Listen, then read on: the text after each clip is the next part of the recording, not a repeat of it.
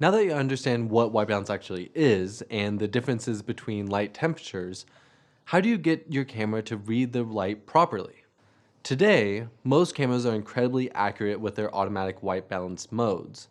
Many cameras will have preset white balance modes that are basically just setting it to read light in different Kelvin temperatures. By shifting through these settings, you can see how your camera reads the light differently.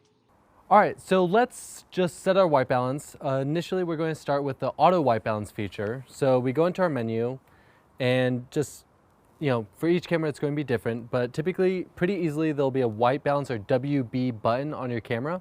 So you push that and up comes the white balance features and we'll select auto white balance.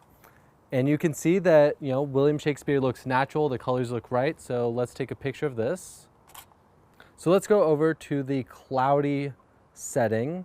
And you can see that it looks almost the exact same, not a whole lot of change there. And now let's just see the difference between cloudy and daylight. So the daylight, you can tell it's a little bit bluer, but it still looks pretty good. We're kind of in an in-between area right now. And now let's go to the last outdoor setting or preset for white balance, which is shade.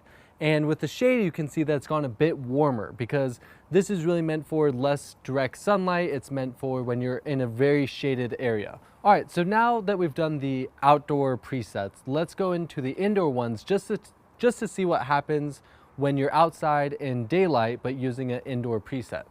So first up, let's go to tungsten light. Now immediately you can see how blue it gets. And this again is because the white balance setting thinks that it's supposed to be oranger, and because we're outside, the light is much bluer. Now continuing down, let's go to the fluorescent setting, which you can see it's a little bit less blue. It's not quite as low on the Kelvin scale. This is closer to 4,000 Kelvin.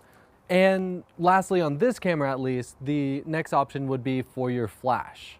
So this camera has a built-in flash.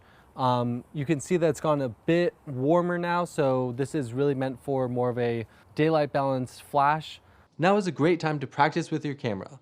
Try adjusting the white balance settings to see what settings work best for you in different locations. Also play with mixed lighting, shooting in a room with lights on and some daylight spilling in through a window. Also, when shooting at sunrise or sunset, you will really notice a shift in color temperatures. All these things will help you become a better photographer if you pay attention to what Kelvin works best for you. Presets and auto white balance are all great features, but understanding what your camera is doing is what is most important.